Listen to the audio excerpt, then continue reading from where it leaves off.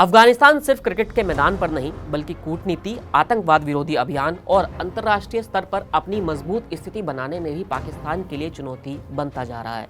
हाल के सालों में अफगानिस्तान ने उन सभी क्षेत्रों में मजबूती दिखाई है जहां पाकिस्तान कमजोर पड़ रहा है। खैबर पख्तूनवा में बढ़ते आतंकी हमले, अमेरिका और चीन के सामने पाकिस्तान की झुकी हुई स्थिति और अफगानिस्तान की आत्मनिर्भर विदेश नीति इसके बड़े उदाहरण हैं।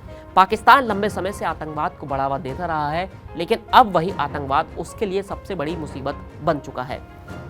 हाल ही में खैबर पख्तूनवा में कई आतंकी हमलों ने पाकिस्तान की सुरक्षा व्यवस्था की पोल खोल दी है।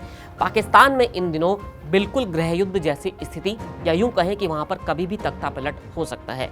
इतना ही नहीं, खैबर पख्तूनवा और बलूचिस्तान में हो रहे हमले कब पाकिस्तान के टुकड़े करवा दें, कुछ भी नहीं कहा जा सकता है।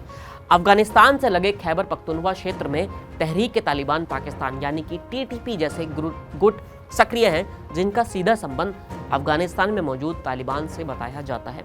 अफगान सरकार ने हालांकि खुद को इन आतंकी गुटों से अलग बताया है, लेकिन पाकिस्तान का दावा है कि आतंकियों को काबुल की तरफ से शह मिल रही है। वहीं तालिबानी हुकूमत वाले अफगानिस्तान पर नजर डालेंगे तो पाएंगे कि वहां पर सत्ता पर काबिज तालिबान किसी भी विरोधी संगठन को उभरने नहीं दे रहा है। इससे साफ पता चलता है कि शासन के मामले में अफगानी पाक से काफी आगे है। अमेरिका में जब ट्रंप ने कुर्सी संभाली तभी से कई देशों उसके आगे घुटने टेक रहे हैं, फिर चाहे वो यूक्रेन हो या फिर हमास जैसा संगठन ही क्यों ना हो। इसी सीरीज में पाकिस्तान भी शामिल हुआ है, जो चीन के पक्ष में होने के बावजूद अमेरिका के खिलाफ बिल्कुल भी नहीं बोल पा रहा है। खिलाफ छोड़िए, वो अपनी बात भी नहीं कह पा रहा है। वहीं तालिबान तो गजब डा रहा है, वो अमेरिका जैसे देशों को भी आंख दिखाने में लगा हुआ है। हाल ही में अमेरिका ने अफगानिस्तान से अपने हथियार वापस लेने के लिए कहा तो तालिबानी हुकूमत के विदेश मंत्री ने कहा कि जो हथियार अमेरिका छोड़कर गया है, अब उन हथियारों पर तालिबानियों का हक है न अमेरिका का। ऐसे में ऐसे बयान से स्पष्ट होता है कि आखिर देश कितना मजबूत है और कितना कमजोर है।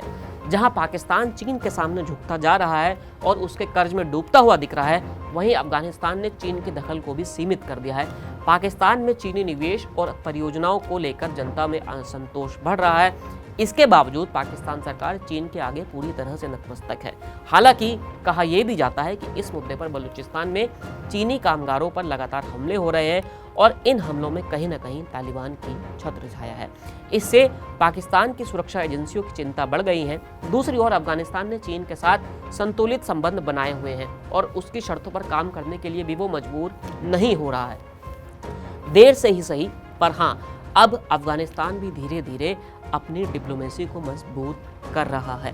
तालिबान सरकार के आने के बाद भी अफगानिस्तान ने खुद को अंतर्राष्ट्रीय स्तर पर एक मजबूत शक्ति के रूप में स्थापित करने की कोशिश की है।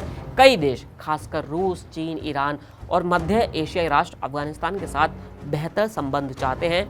पाकिस्तान को लेकर अक्सर वैश्विक मंचों पर अलग अलग महसूस किया जाता रहा है, जबकि अफगानिस्तान अपने नए रणनीतिक सहयोगी के साथ आगे बढ़ रहा है। पाकिस्तान लंबे समय तक अफगानिस्तान को अपनी कमजोर अर्थव्यवस्था और सहायता पर निर्भर रहने वाला देश मानता था, लेकिन अब स्थिति पूरी तरह से बदल चुकी है। अफगानिस्तान ने पाकिस्तान पर अपनी व्यापारिक निर्भरता को कम किया है और अब अन्य देशों के साथ स्वतंत्र व्यापार समझौते को कायम कर रहा है। अफगान सरकार पाकिस्तान की तरह दुनिया के सामने कर्ज और आर्थिक सहायता के लिए हाथ फैलाने की बजाय अपने संसाधनों का बेहतर उपयोग करने पर जोर दे रही है।